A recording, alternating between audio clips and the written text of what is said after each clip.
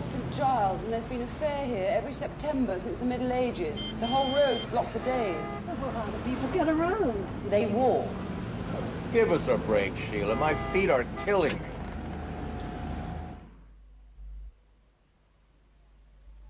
I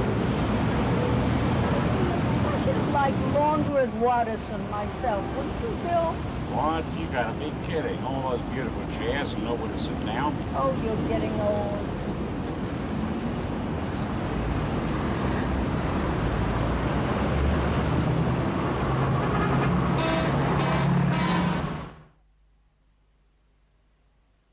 Straight ahead is the Martyrs' Memorial, where the great Protestant martyrs, Cranmer, Ridley and Latimer, were burned by Bloody Mary.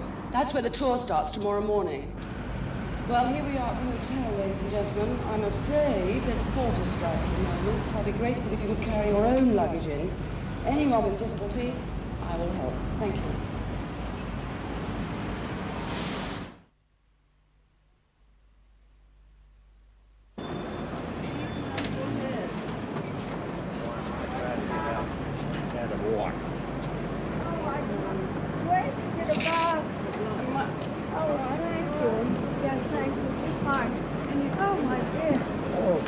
Glad to get out of that boat.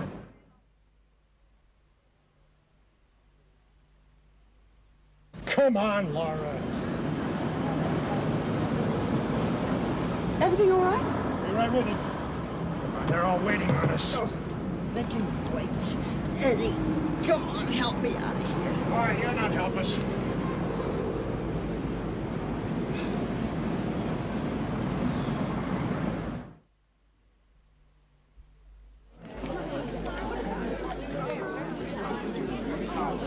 They put me on the street and Phil in the quiet room at the back. Can you get them to change us round? I really can't sleep if I'm on the street here. I did tell you that in Cambridge. Well, if it's all right with you, Mr. Aldrich. Listen, honey, in our church back home, little Janet here is the deaconess. So whatever she says is okay.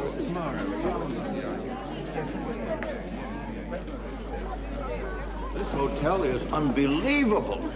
Ah, come on, Laura. Let's put forward. I've got a best foot, nothing more.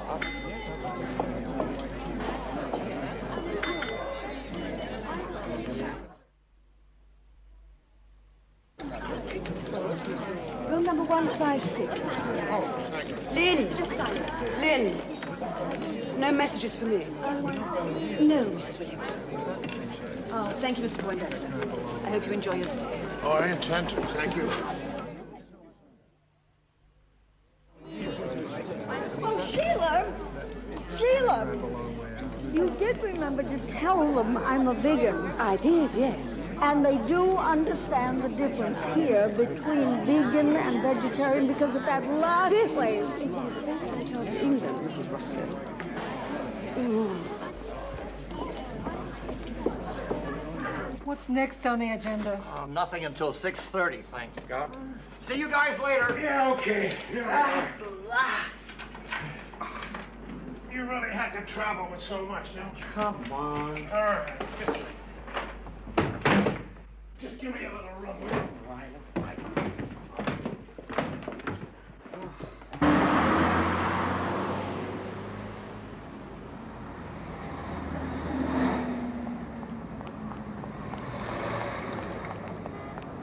All safe and sound? Everything, including me. Got a few moments. We should talk. Is something the matter, Pierre? I'm afraid so, yes. What? I'm afraid I can't meet you What's this the evening. matter? I can't meet you. Why not? I can't see you again at all. Sorry.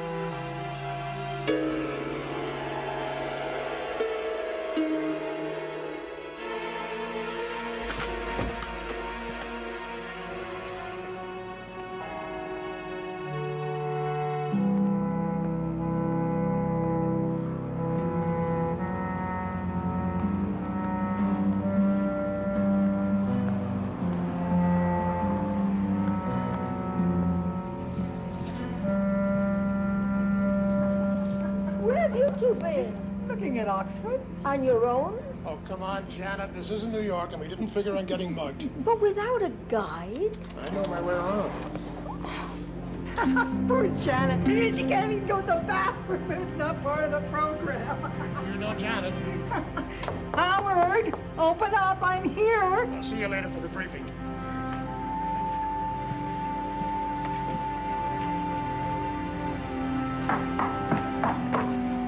Laura.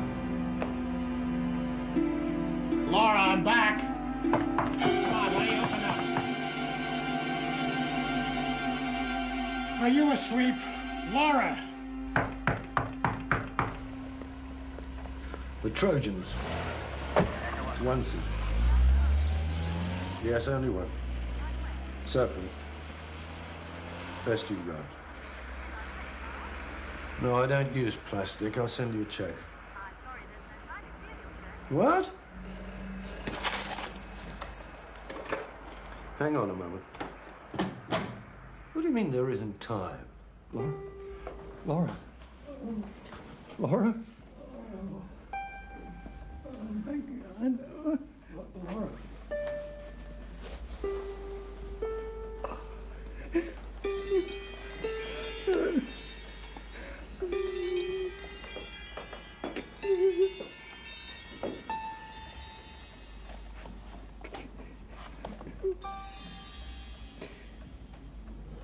Morse.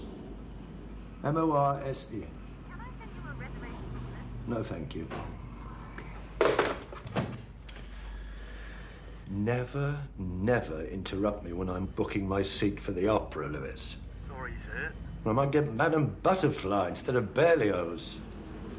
I might get Handel, for God's sake. And what's the problem?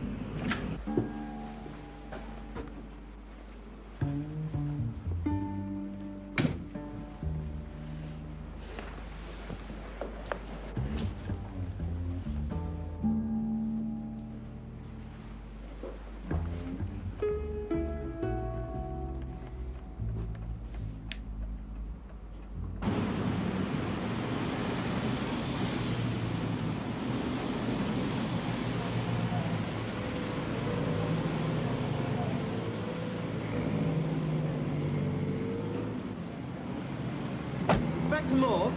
That's right. We can't possibly be held responsible. Guests are warned under no circumstances to leave valuables in their rooms. But she didn't leave them, did she? Didn't leave the room. She still hasn't.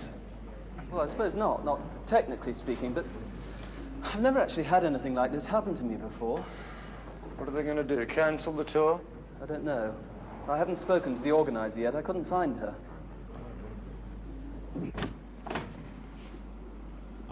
And what time was that, Mr. Brown? Ah, sir. Ah, excuse me.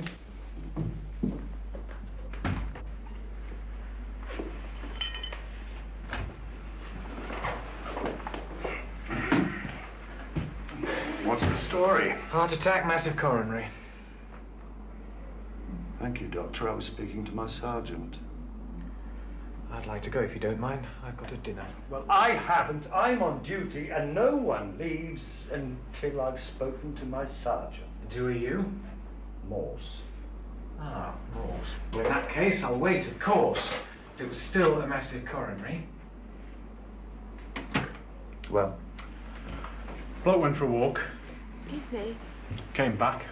Found her dead. And somebody had nicked the jewels. Before she died or after? Did she die on the bed there? On the floor, actually.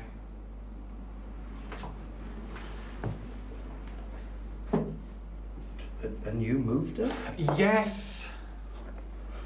Well, then you've got some explaining to do, Doctor. Did no one ever tell you about murder and the furtherance of theft? Yes, of course, but this wasn't murder. It was a massive... Coronary brought on by the shock and horror of finding a man in her room nicking her jewelry, which means that man, or woman, could be responsible for her death. And that could be murder, couldn't it, Lewis? Wouldn't it be manslaughter, sir? Possibly. Very possibly. Either way, it's a very serious crime. And the doctor here apparently authorized the moving of the victim's body, thereby destroying vital evidence, just because he had to go to dinner and he wanted to get on home. Look, for God's sake! Criminal negligence, wouldn't you say, Lewis? Look, no one said anything to me about theft till after that man had spoken. Oh, well, that's all right then, isn't it? Well, it's a pity about the evidence, but if no one told you, then sorry you've been troubled, Doctor. Enjoy your evening. Lewis, get on to Max. Tell him I want to see him, will you? Look, Inspector! Good evening, Doctor.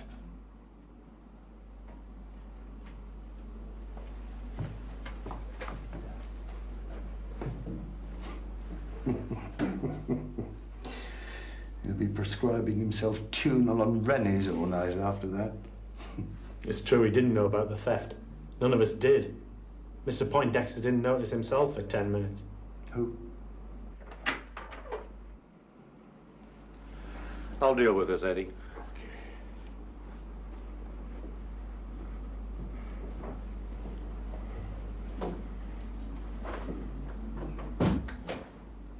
There's nothing you could have done about it, Eddie.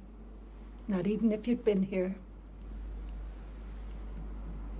Eddie, that's Mr. Poindexter. He and Shirley, that's my wife. They decided to go for a walk around Oxford together. Excuse me. And Laura's feet were killing her, and so were mine. And when they got back, Laura was just lying there, and the Wolvercote tongue was gone. What? The Wolvercote tongue. It's part of a jewel in the Ashmolean Museum here in Oxford. It's very old. It's Anglo-Saxon. Wolvercote? Yeah, they found it in the Thames River at a place called Wolvercote. Yeah, that's North Oxford. My wife's got an auntie at Wolvercote. Thank you, Lewis. It's some kind of a buckle, but the tongue is missing. It's this bit here. It's very elaborate. It's gold and silver, and Laura's first husband was quite a collector.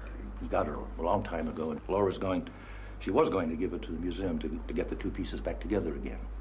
You know the Wolvercote buckle, Lewis. It's one of the gems of the Ashmolean. No, sir. I've never been in the place. Oh, yes. It's very fine. It's very fine. So this tongue, it must be worth a lot of money. Oh, I guess so. Do you know how much, sir? No, I don't. Laura liked to be mysterious about how rich she was. Anything else missing apart from the tongue? I don't know. Shirley might. Laura had her traveling pearls with her, I guess. Sorry? The pearls she carried around with her to wear in the evening, but they weren't worth very much. Any idea who her contact was at the museum? Yes, his name's Kemp, Dr. Theodore Kemp, and I think he's waiting for us downstairs right now. Now, are we all here? Have we all got drinks? No, Mrs. Roscoe, you haven't got a drink. I don't drink, Sheila. You'd think she'd know that by now. Well, I do, I'm afraid. I'll have another G&T, please.